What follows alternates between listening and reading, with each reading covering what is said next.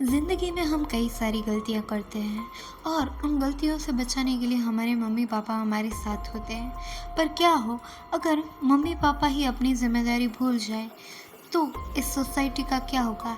ऐसी खौफनाक कहानी के साथ आपका स्वागत है हमारी चैनल अनटोल्ड स्टोरीज पे। कहानी शुरू होते ही हम एक आदमी को देख पाते हैं। ये सरकारी कर्मचारी है जो पोल की काउंट करने आया है ना। इसी दौरान उसे प्यास लगती है। एक घर का दरवाज़ा खटखटाता है और उनसे हेल्प मांगने लगता है, पर दरवाज़ा कुछ खुलता नहीं और सीन यहीं से शिफ्ट हो जाता है। हम देख पाते हैं अनुजा को। अनुजा एक स्कूल टीचर है और वो काफ़ी ज़्यादा सिंपल लाइफ जीती है, पर उसकी सिंपल लाइफ में चेंज लाने के लिए अब उसकी शादी होने वाली है। उसको किस खास इंटरेस्ट नहीं, पर फिर भी अपनी फैमिली के कहने की वजह से उसे ये शादी करनी पड़ रही है। बाकी उसका तो पूरा फोकस अपना करियर बनाने में है।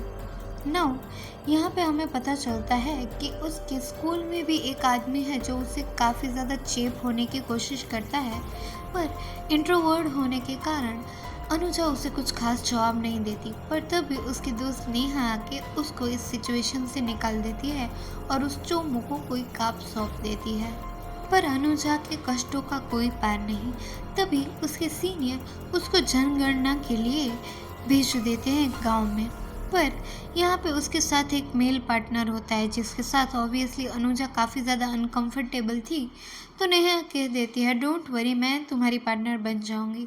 फिर क्या था, ये दोनों गांव में जनगणना के लिए चली जाती हैं। थोड़ी दूर जाते उनको एक सुनसान घर मिलता है। नाउ इस घर में भी उन्हें अजीब सी वाइब तो आ रही थी, पर अपना काम तो करना ही था। तो फिर क्या था, वो दरवाज़ा खटखटाती है। दरवाज़ा खटखटाने के बाद एक लड़की थोड़ा सा दरवाज़ा खोलती है और उनको देख के अजीब तरीके से मुस्कुराने लगती है। तभी अनुजा उन्हें बताती है कि हम यहाँ पे जनगणना के लिए आए हैं, तो आप प्लीज़ हमारी हेल्प करेंगे। पर वो लड़की कुछ खास जवाब नहीं देती। तभी अचानक बारिश शुरू हो जाती है, तो नेहा ज़बरदस्ती उन लोगों के घर में घुस जाती है। तभी हमें पता चलता है वो जो लड़की होती है वो यहाँ पे प्रेग्नेंट है, जिस वजह से वो थोड़ा अजीब बिहेव कर सकती है ना। घर में जाने के बाद इनको इनके फैमिली के बारे में पता चलता है। इस लड़की का नाम प्रेरणा है और साथ में ही घर में एक लीलावती नाम की औरत रहती है। प्रेरणा बताती है कि घर में भोला, मैं, वो और अम्मा रहती हैं और साथ में प्यारी गंगा भी तो है, उनकी गाय। पर इसी दौरान अनुजा देख पाती है कि यहाँ पे प्रेरणा के गले पे कुछ घाव है, जिस वजह से उसे लगता है कि उसकी फैमिली में कोई उसे परेशान करता हो। पर लीला यहाँ पे इनकी प्रेजेंस को बिल्कुल भी पसंद नहीं करती। वो जल्द से जल्द इनको यहाँ से निकालना चाहती है, जिस वजह से यहाँ पे वो उनसे काफ़ी ज़्यादा रूड बिहेवियर करती है और अजीब बातें करने की वजह से वो यहाँ से निकलने लगते हैं। तभी उनको रास्ते में भोला मिल जाता है। भोला उनको देखते एक जल्लाद की तरह स्माइल करता है और उनको घूरते रहता है।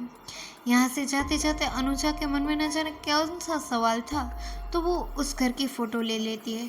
शायद उसके मन में प्रेरणा के लिए चिंता थी कि कहीं उसके साथ कुछ गलत ना हो। पर इसी चक्कर में ये लोग लेट पहुँचे थे अपने स्कूल में। तो यहाँ पे नरू, जो कि नेहा का भाई था, वो काफ़ी ज़्यादा नाराज़ हो जाता है कि तुम इस अनुजा के साथ मत जाया करो, ये तुम्हें भी बिगाड़ देगी। पर अनुजा को इस बात से फ़र्क नहीं पड़ता। अगले दिन जब वो मिलते हैं तो अनुजा नेहा को बताती है कि मुझे उस लड़की की हेल्प करनी है, तो हम एक और बार उनके घर जाएंगे और जानने की कोशिश करेंगे कि आखिर क्या इशू है।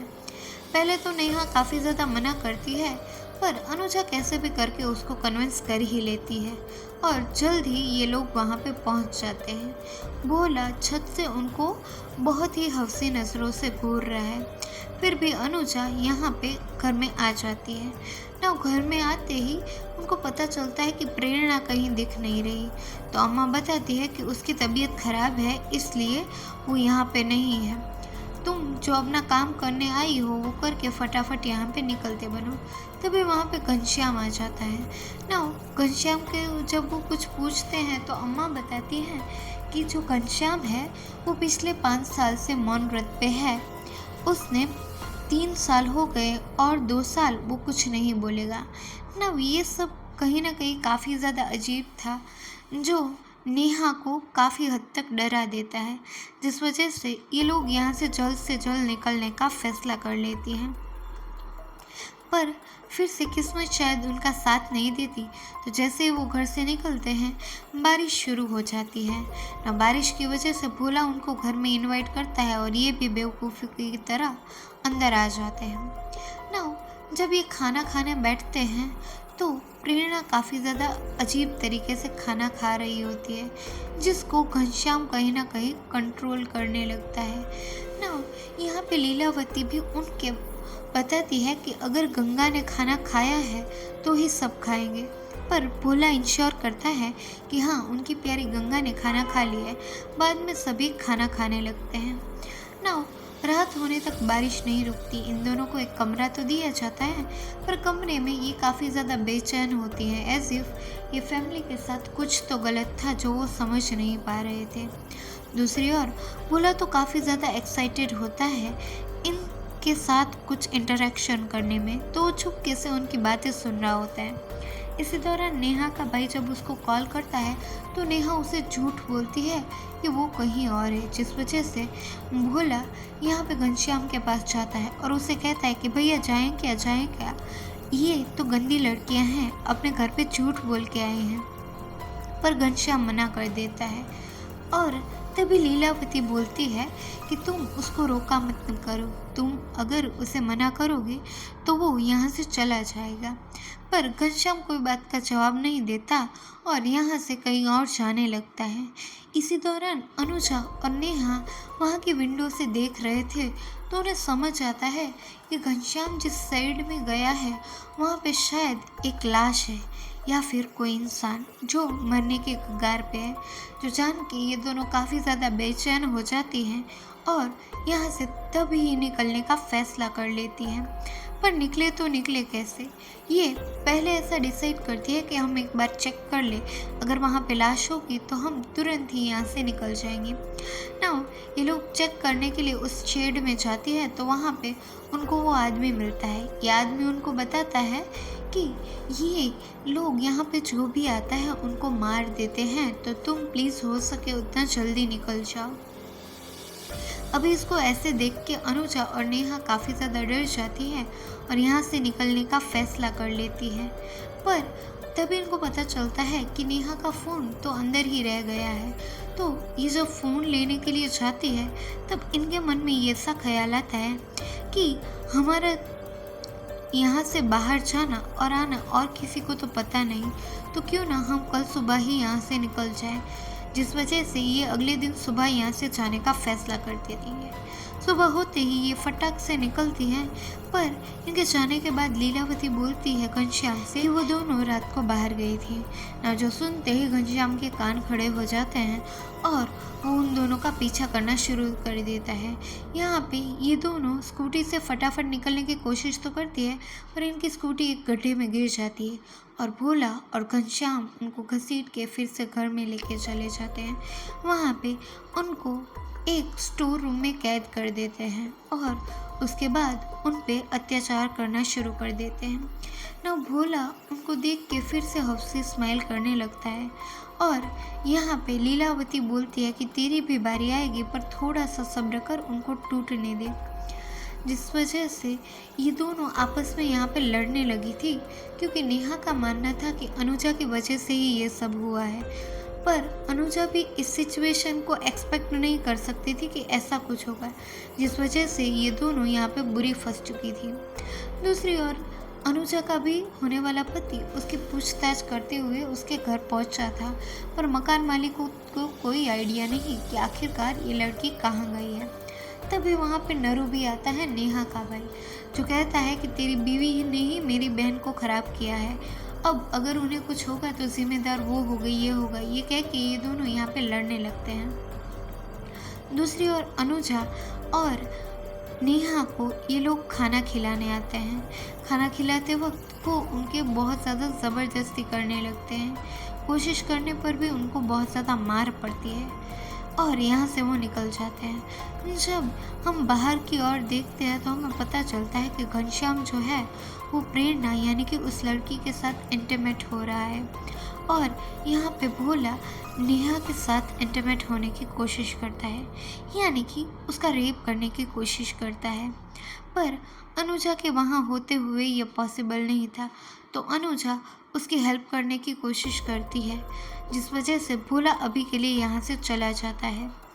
उसके बाद क्या था, अगले दिन ये लोग एक छुपी सुरंग से यहाँ से निकलने की कोशिश करते हैं, पर तभी नेहा का भाई यहाँ पे आ जाता है। वो इन लोगों से पूछताछ ही कर रहा होता है, पर तभी वहाँ को नेहा को देख के ये लोग उसे मार देते हैं, और भोला ज़बरदस्ती नेहा को फिर से घर में लेके चला आता है। इस बार वो इन दोनों को अलग रखते हैं। अनुजा चुपके से उस शेड में जाती है जहाँ पे वो आदमी रिवील करता है कि ये आदमी नहीं जल्लाद है, ये अपने ही अपनों के साथ बहुत ज़्यादा गलत करते हैं। और उसी दौरान हम देख पाते हैं कि प्रेरणा यहाँ पे देख लेती है अनुजा को कि वो उसी आदमी के साथ छुपी हुई है, जिस वजह से यहाँ से भी अनुजा को भागना पड़ता है। अनुजा को बचाने के लिए वो आदमी यहाँ पे घनश्याम के पैर पकड़ लेता है, पर घनश्याम उसे भी मार देता है और अनुजा यहाँ से दूर कहीं भागने की कोशिश करती है। आगे जाके उसे समझ आता है कि वो इस हालत में और आगे नहीं बढ़ पाएगी, तो शायद वो अपना मन बना के वापस जाने का फैसला कर लेती है।